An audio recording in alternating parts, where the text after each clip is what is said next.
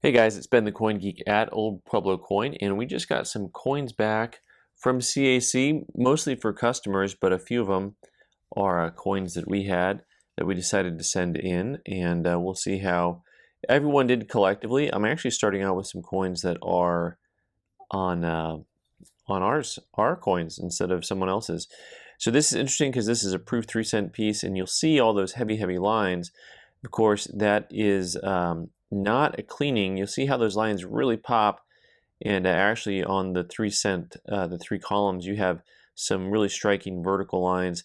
Those horizontal lines would actually go across that area if those were cleaning marks on the coin or slide marks or anything else like that. This is actually one of the only better dates in the proof 3-cent nickel series. It's 1877. And I should just quit while I'm ahead. Let's just stop right there. Really happy about that one. I had been, they only had this graded at proof 62. I had actually hoped for the gold bean on that because I still think that that coin is actually really nice. I think when it was originally graded, they called it a 2 because of all those lines on the coin, but the coin itself is quite attractive. All right, next up, this 1879 is graded proof 64, also in a little bit of an older green style holder by PCGS. For those of you who don't know, people send coins off to CAC because CAC, my shorthand version of it is just basically saying that a coin's going to look nice for the grade. I mean, that's kind of how I view it. That's the easiest way to describe it. That gets the green bean on that guy as well. Next up, this 1881. And you'll see, talk about just general eye appeal over sometimes technical grade. This is also graded to proof 64. And this coin here actually has really nice fields to it. Also, there's a part of me that just wonders, how much the plastic affects things. In other words, some of these old plastic holders have a little bit of some wear on them, and it's harder to see the coin. No sticker on that guy. There's a part of me also that wonders about some of these coins, whether or not I should try to get them conserved. Next up, this 1882 graded proof 63. And overall, really solid quality. Yeah, once again, the plastic's a little scratchy. I think maybe I'm going to try to disprove myself just in one coin. It's good. Yeah, the plastic's not too scratchy on this coin. Overall, really good surface qualities for a 3-cent nickel. Nickel is pretty easily reacts to other materials and elements, so lots of nickels end up with some corrosion spots. And this guy ended up with the gold. Go for the gold. And in the marketplace, the gold bean coins in general have become its own little nuanced area of collecting, so that collectors will fight for the coins. Some people are trying to put these coins into the new CAC holders. Other people, they want the gold bean and the old holder. And so imagine trying to put a collection of 3-cent proof nickels together that have a gold bean on them. And then all of a sudden you start to see the nuance in the marketplace and how people kind of fight for stuff. All right, so this guy here, this is fun. The Spanish Trail, you can see the cleaned marker that they put on this coin. So that is mine. Congratulations. MS64, and really pretty attractive coin for Spanish Trail. They said that in their opinion the coin has been cleaned. Now it is not referring to the fine lines on this coin. Once again, there's a lot of die polish, especially on the Spanish Trail pan pack. There's a lot of commemoratives have really fun die polish, and actually you see those lines that kind of pop up there. That's all die polish lines, and you want to see die polish lines, especially on this coin, the Lafayette. A lot of the counterfeits don't have that replicated or emulated. Often duplicated, never imitated. What? No, I said that all wrong. Anyway, we'll move on from that guy. He's not doing me any good over there. All right. Let me grab, I got to find the other coins that I knew were mine here because I had these 3-cent nickels. This one has a really cool cameo effect. The other thing is that I'm not certain that these earlier proofs, these earlier holders ever had a Cameo designation. So you can see this coin is very much so a Cameo coin compared to the other ones. This is graded proof 65. And once again, really cool to have that Cameo effect on it. And this 1888, go for the gold. Go for the gold, folks. So you can see, even from a distance, some of the coins that end up having the stickers on them, you know, how much more attractive they are to the eye than the ones that don't. All right, apparently the engineer says he picked this coin out, but we don't have any actual historical data to back that up. Except for the fact that he probably grabbed it and put it in there because it's a nice looking coin. MS65 with the gold colorblind A with the green bean on there. So this is one of my best results for stickering, but also, you know, we definitely tried to be selective about what we sent in. This is a coin that may be available on the site. I'm not sure yet. We'll get this figured out. So this is cool. This is 1832 AU58. And the original owner of this coin said, you know, he always thought this coin was uncirculated when he bought it for $17 back like 4 decades ago. But it came back AU58, but it does get the sticker, the green sticker, so that's cool. So I'll see if I can have that one available for sale or not. Next up, we have another Spanish trail with another slight problem here, obverse PVC. You know, once again, it's nice of them to actually say what's going on there. It has a little bit of the haze to it. Right there, you can see a little bit of that haze. And the haze thing can be a little bit tricky for me, not because I don't see it, but because there are coins that I see with haze on it that are not called PVC, and other ones that have the haze that are called PVC. So really another lovely coin. The Spanish Trail, check out, I mean, all the die polish on these guys. It's a very nuanced thing. Yeah, when you look at the coin at different angles, they start to dance. And especially if you get a higher magnification, you really start to see some of those higher die polish. I always like this coin because here you got, I think is that from Tallahassee all the way over to El Paso. And whenever I think of the Spanish Trail, I think of the West, of course, but here the Spanish Trail actually goes through mostly the Deep South. So pretty cool coin design, always a top. Let me see here. I still think that there's some coins mixed in here that are mine. I just don't have them organized because they're all still in these holders, all still bundled up here. This I know is not mine, but I really enjoyed this coin. Local customer, I said, hey, you know, he had some stuff and he was asking about whether to send it in or not. This is graded. This is the fun part. XF45. And I just thought it was really a cool looking coin. It's got a nice amount of tone to it for a coin that's slightly circulated, you know, has some luster still. And they went ahead and beamed that for him. That's a cool coin. And another cool coin that is not mine but is lovely is this 1859 proof Indian cent. And this is something that you definitely don't get to see every day. And pretty cool piece overall. And this one gets the double sticker because it's got the Rick Snow Eagle Eye photo seal, the OG of stickers, by the way, and the CAC sticker. That's a lovely coin. Stickers or no stickers, I mean, that's just a lovely coin, and one that you see very, very infrequently.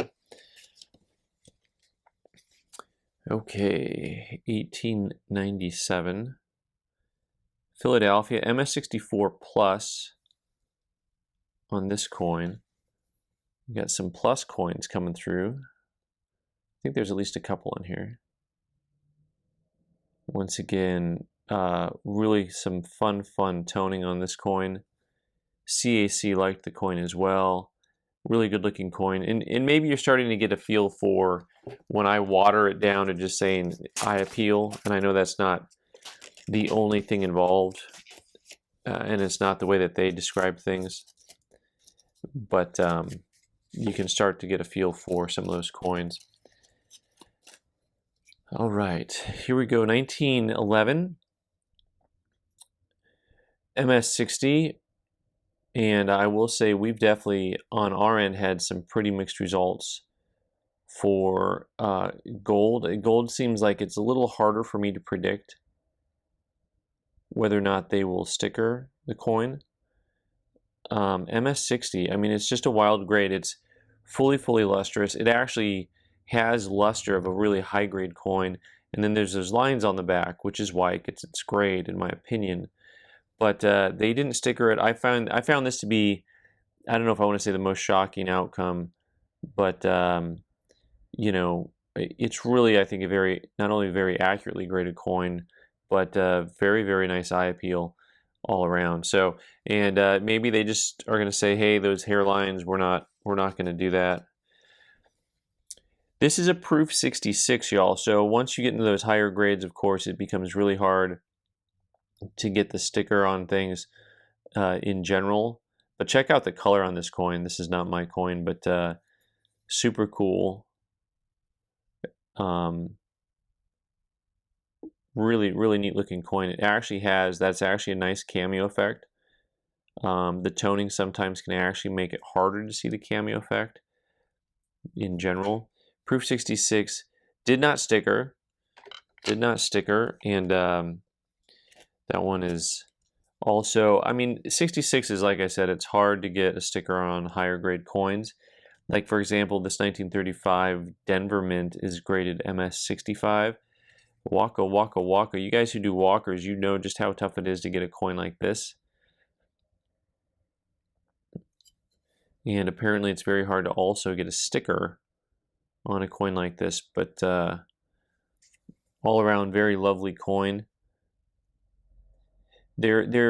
Sometimes they talk about just the coin being in the top, like 1/3 of the grade, or top half of the grade, or top 2/3 of the grade, or you know, and that to me, the splicing of grades is kind of a hard thing. So I always kind of just like to go by my basic go-to still. Eye appeal, MS63 Lewis and Clark. Very cool piece. PCGS graded MS63. I think this coin is absolutely lovely, and it did not get a sticker. And so once again, they can't all be stickered, I know that much. This is a cool coin. So this is an AU58 plus, and basically that's like an AU59.5. Now this coin I would have loved to have seen a gold bean on, because I mean, basically at that point you're saying the coin's uncirculated, right? How do you go from a 58 plus with a gold? That would have been the most epic thing ever. But it did get the green, which is still pretty impressive, because, you know, you talk about the nuances of the grading point system. If you've got a 58.5, a 58 plus, and you got the CAC sticker on it, it's like, well, that's the top right there, the cat's meow. And there's a whole thing going on with this Everyman set that we'll talk about some other time, and what that's doing to the marketplace a little bit. Another 1911 AU58. Like I think I mentioned before, they've been pretty tough on gold. You'll see this compared to the 2.5 Indian, I think is not quite as lustrous. You know, there you go. I'll get a good view so you can see some of the luster flowing. The luster really flows in those open flat fields on these in-Q struck coins. Hard to grade, and no sticker on that guy. No soup for you. Oh, see, I thought I had some more 3-cent nickels in here somewhere. This one's interesting.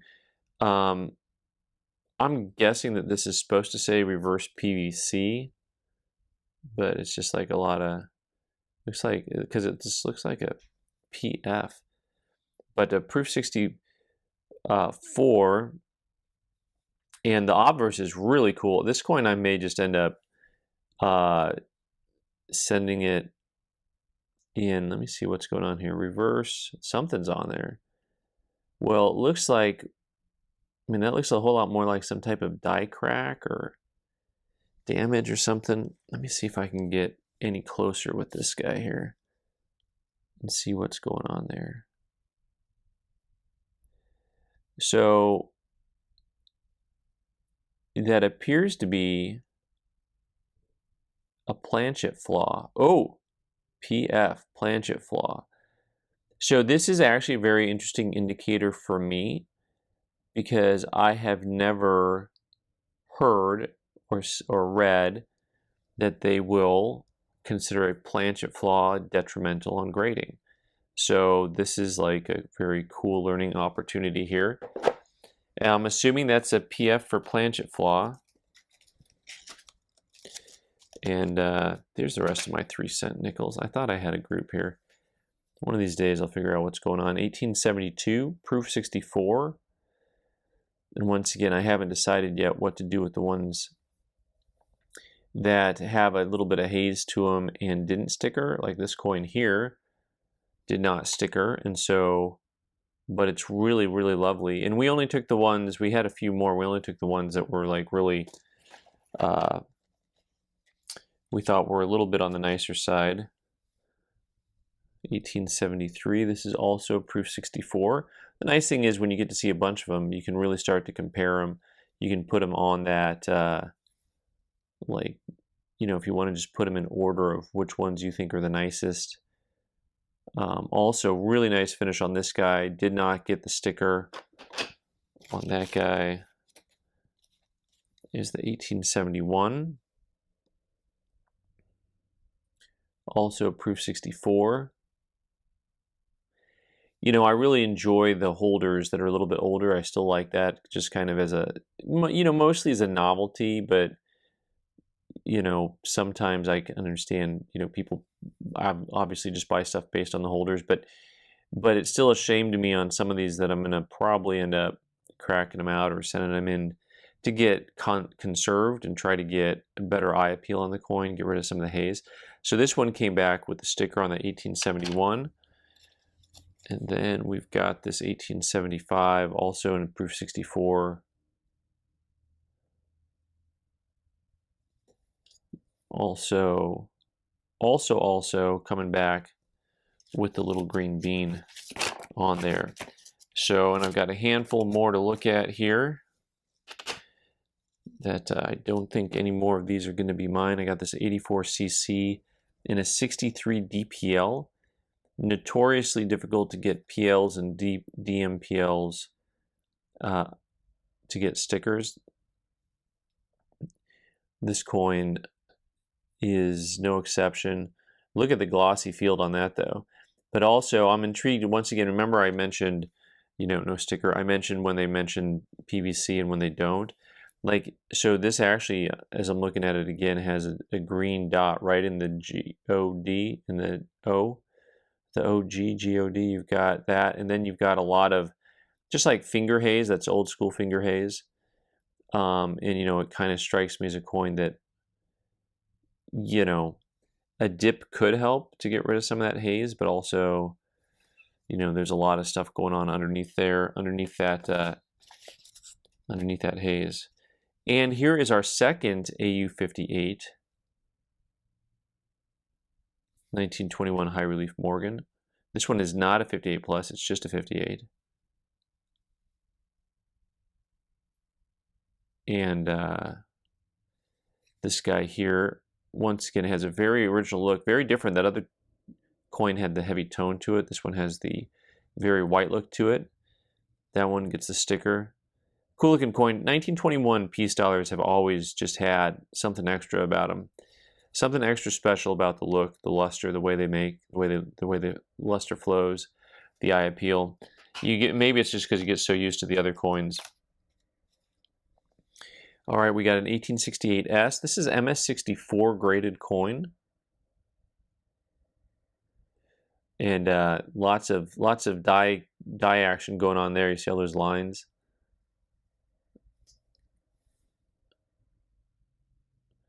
But really cool coin. One thin dime, really bright luster. Planchet was kind of beat up a little bit, and who knows, maybe that's why they didn't get the sticker here after we saw that one that says planchet flaw. But it shouldn't, in my opinion, shouldn't really affect the coin unless there is some type of actual, actual detrimental, like, what would I say? If the damage or if the flaw is going to cause future damage, that's understandable. But if it's just like a basic planchet flaw, that's not that big of a deal to me.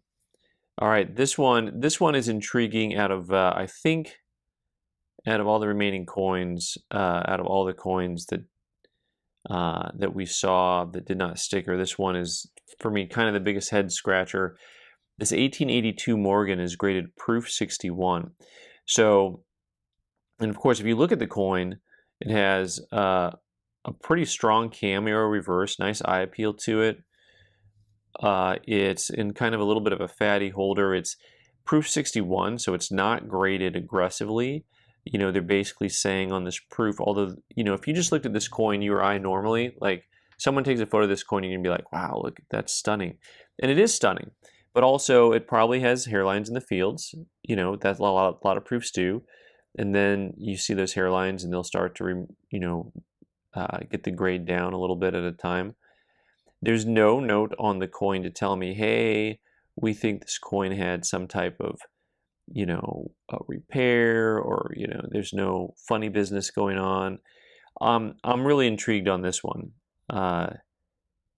Unless you're just saying we can't have any hairlines on a proof, which is not really, not really a thing. I mean, these guys come with hairlines all the time. So unless there's some doctoring or something going on here, but if that's going on, they should probably put a little note on there just saying, hey, doctor, give me the news. I got a bad case of not stickering you. So this coin here, that's probably, they can't all be winners, obviously, but for the coins that didn't sticker, that's my number one, like, come on, man, kind of coin. This guy I do like a lot also. But once again, once you get into the 66 range, it's very tough. I mean, so overall, out of, like, I think there was 27 coins, 13 stickers, including a couple of gold. So that's a really good overall result. It's a very mixed result for different people. Usually, I'm the one who is getting the coins to not get stickers. Today, I happen to get some stickers. So there you go, guys. Thanks so much for watching. I'm Ben the Coin Geek. You can subscribe by clicking on the owl button in the corner and watch more videos on the right side of the screen. Thanks.